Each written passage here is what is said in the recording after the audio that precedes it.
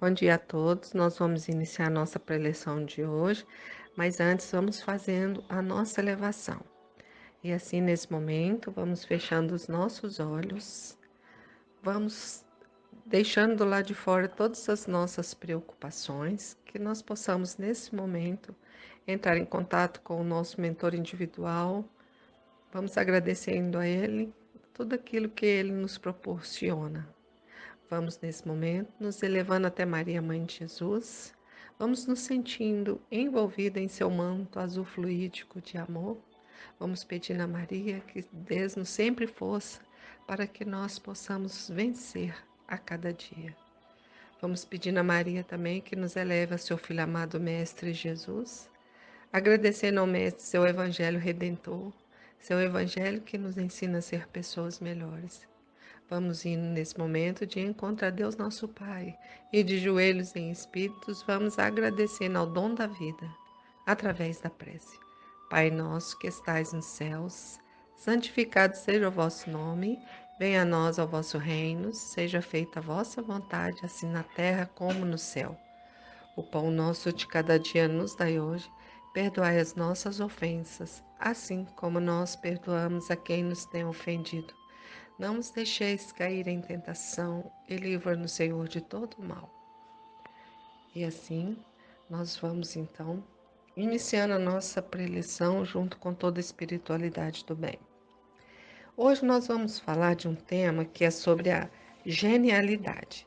Para falar desse tema, eu vou começar falando sobre o nosso objetivo de estar aqui no planeta Terra. Né? Nós temos um objetivo principal que é a evolução. Né? É aquela evolução que vai nos elevar até a perfeição. Mas a gente evolui e tudo à nossa volta também evolui. As plantas evoluem, os animais evoluem, o planeta evolui. Só que tudo isso seria muito lento se nós não tivéssemos um fator que é exatamente essa genialidade, os gênios, que vêm ao planeta com o objetivo exatamente de contribuir com a evolução espiritual, a evolução intelectual e a evolução material do planeta. Porque eles são seres que já estão evoluídos, que já estão numa perfeição que eles já vêm exatamente para nos ajudar. Se a gente pensar nisso, a gente pode pensar assim: nossa, mas eles já são evoluídos? Por que isso, né? Por que será que Deus, então, dotou aos gênios essa evolução diferente nossa? E, na verdade, seria muito injusto mesmo se Deus tivesse feito isso. Só que não. Deus criou a todos simples, ignorantes, mas com esse potencial para chegar à perfeição, inclusive a esses gênios. É preciso que nós galgamos os nossos degraus da evolução e eles já passaram por isso. Através de quê? Das reencarnações, que a gente vai deixando as nossas imperfeições para trás. E eles já chegaram a esse nível de perfeição, aquele nível de perfeição onde já podem ir para planetas felizes, onde a gente não teria nem forma, linguagem para expressar tamanha felicidade. Eles já estão lá. Só que eles voltam por misericórdia divina, eles voltam para nos impulsionar, para que nós também possamos evoluir. Tem lá no livro do Consolador uma definição que ela diz o seguinte, né? Definição livro Consolador de Chico Xavier. Ele define os gênios da seguinte forma: constitui a súmula dos mais longos esforços em múltiplas existências de abnegação e trabalho na conquista de valores morais, espirituais e intelectuais. Ou seja, eles também tiveram que se esforçar até chegar nesse ponto. Tá? Agora, a gente vai pensar o seguinte também, que Deus, Ele é justo e misericordioso com a gente. Tão misericordioso que ele mandou para a gente uma expressão máxima de genialidade, né? Que é Jesus. Né? Jesus veio, inclusive, como Filho de Deus, encarnou no planeta Terra, trouxe para a gente a sua perfeição de doutrina, aquela doutrina em sua perfeição máxima também, onde que a gente vai seguindo essa doutrina, a gente vai chegar também à nossa perfeição, porque ali está todas as leis divinas. E Jesus, de Deus fez mais, Deus colocou Jesus como coordenador do nosso planeta Terra aqui. E aí Jesus, ele coordena inclusive isso, as questões dos gênios que vêm para impulsionar. Tanto que eles vieram até antes de Jesus, independente do local, é sempre em qualquer local do planeta, em qualquer época, inclusive hoje, Jesus manda para gente. Né? E esses gênios, na verdade, esses gênios, eles atingem não a perfeição quanto Jesus. Jesus é o máximo.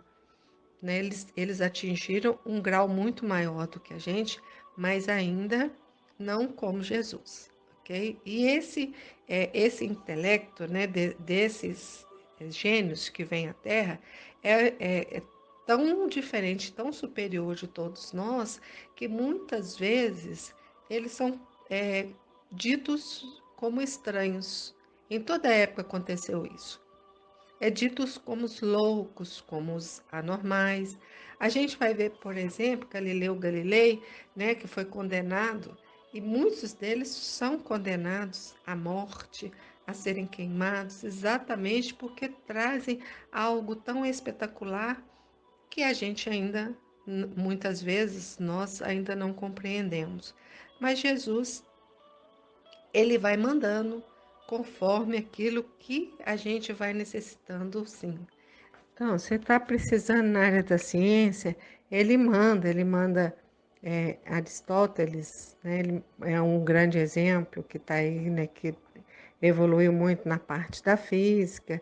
Está precisando na área da arte, aquela arte matematicamente correta, a gente tem um grande exemplo, Leonardo da Vinci, a gente tem Giordano Bruno, né, entre muitos outros, Jesus vai mandando.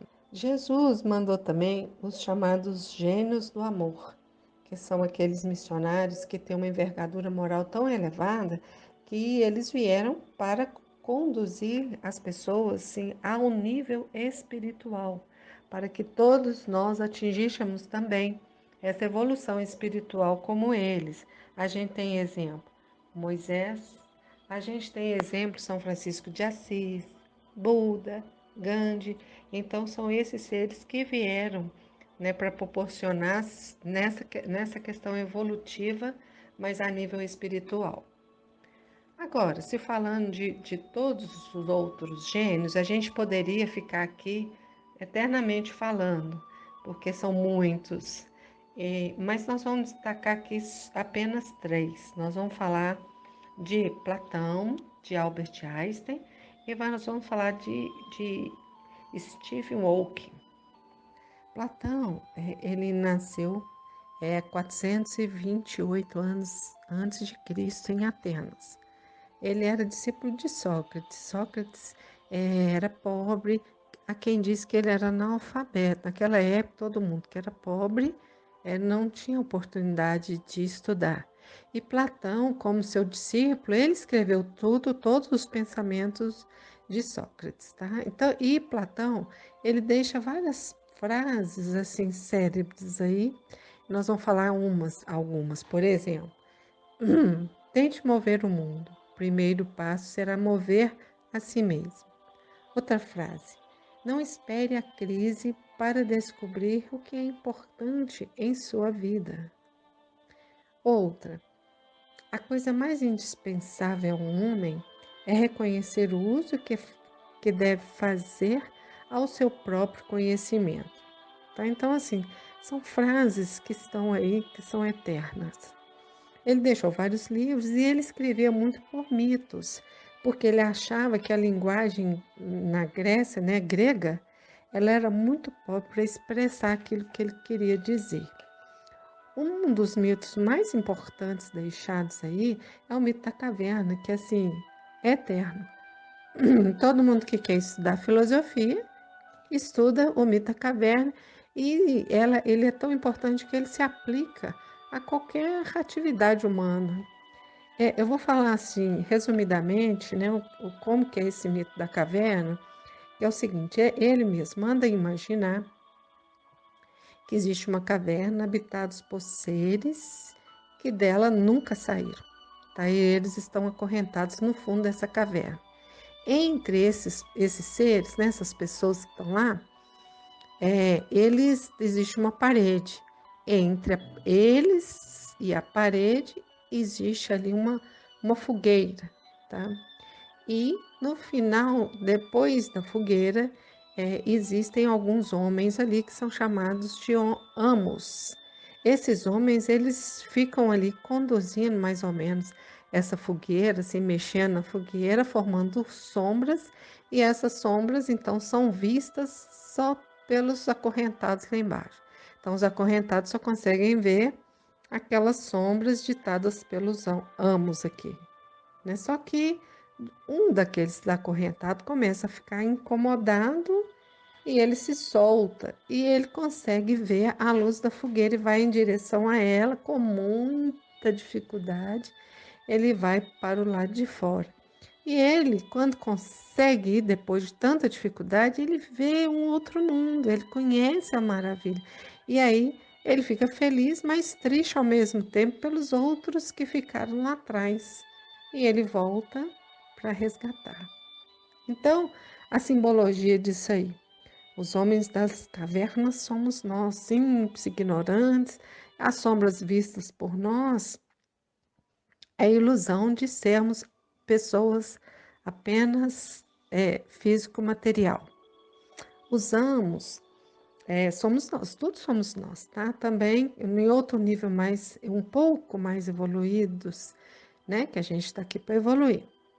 Então, a gente, o evoluído ali, que já evoluiu, mas ainda está preso pelo mal da ambição, da manipulação, do desejo de usar o próximo. A luz da fogueira é a sabedoria. Né? Aqueles que conseguem sair, o que fica incomodado, representa aquele que se sente incomodado e passa a não aceitar aquela verdade imposta lá pelas sombras. E ele vai em direção da luz, que é em direção do saber. A gente vê muito isso, né? Assim, inclusive são pessoas que vão contra a tudo aquilo que é dito verdade, que muitas vezes são massacradas, são torturadas, né?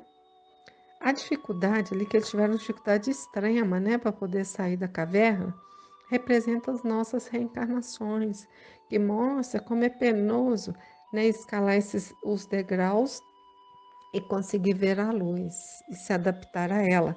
Mas vem a recompensa, que é aquela outra verdade que eles não conheciam, né, que é a verdade agora de ter uma vida, da possibilidade da vida espiritual feliz, tá?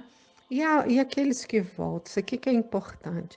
Ou aquele que volta é aquele que já não precisa mais reencarnar. Então, são os nossos gênios aqui, tá? Que por misericórdias, né, eles voltam para dar mão a quem está lá no fundo. Então, é muito importante, né, essa simbologia toda de Platão, exatamente por isso, porque Platão foi um grande gênio que veio exatamente para isso, para trazer conhecimento, para trazer luz, para trazer sabedoria. E toda a sabedoria que ele trouxe é eterna, ok? Então, é uma sabedoria eternizada. Agora nós vamos passar para falar um pouquinho sobre Einstein. Ele nasceu na Alemanha em 1879 a 1955.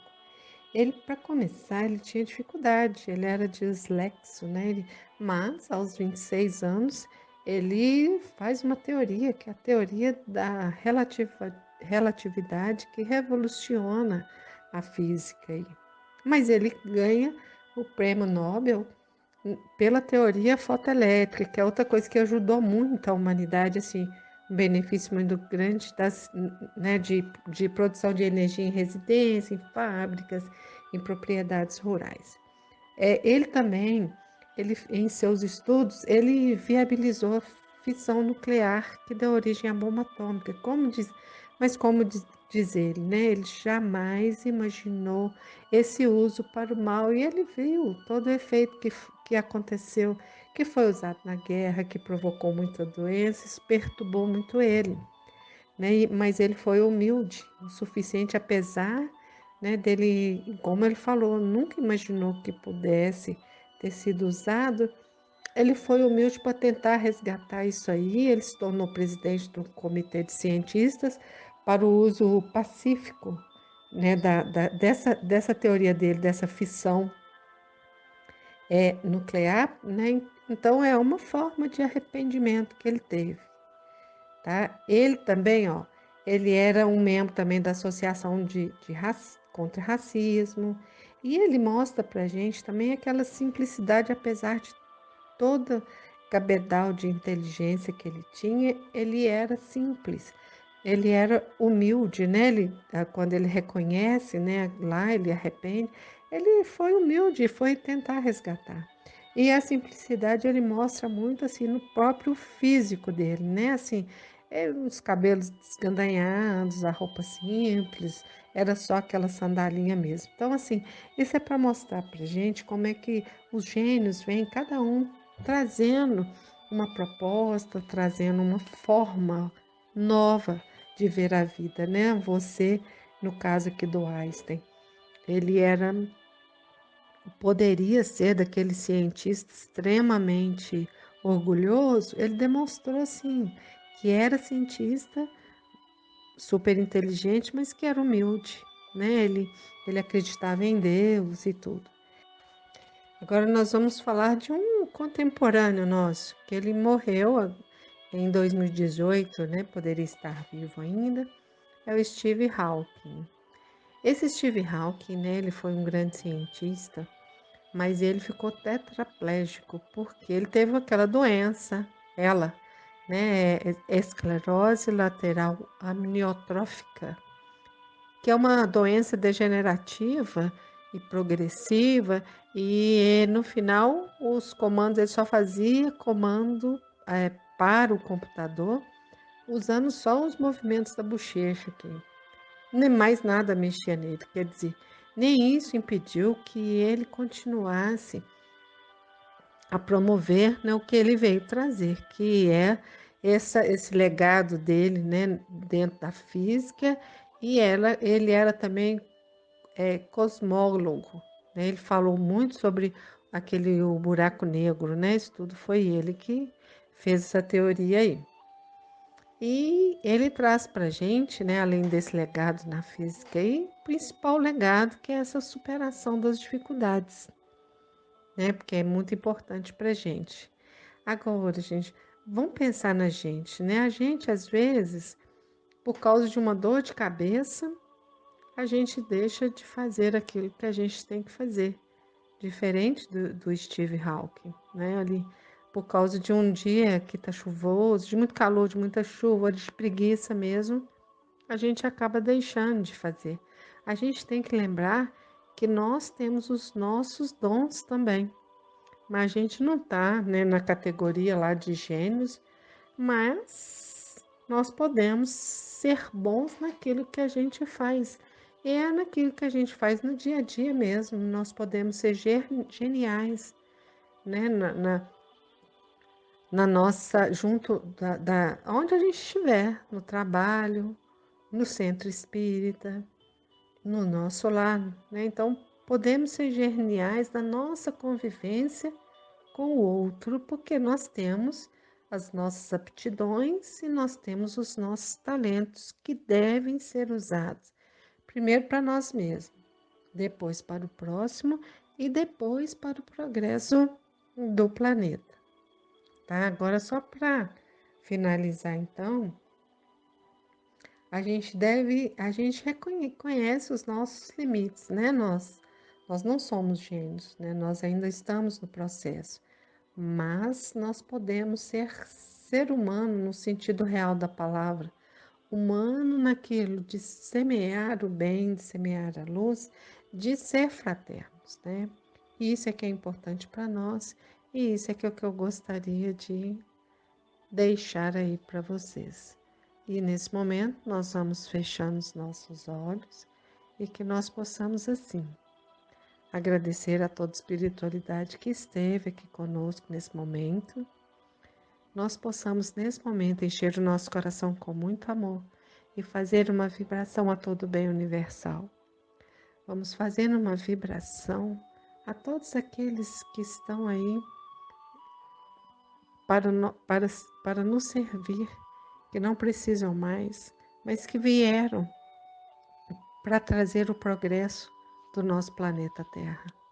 Vamos fazer uma vibração a nós mesmos para que nós possamos ser gênios no nosso comportamento a cada dia, ou pelo menos tentar ser. Vamos fazendo uma vibração a todos os idosos, a todas as crianças, a todos os jovens. Vamos fazendo uma vibração principalmente a todos aqueles jovens que buscam a espiritualidade e não encontram. Vamos deixando uma vibração em aberto para que a espiritualidade possa levar onde for mais necessário. Que assim seja. Amém.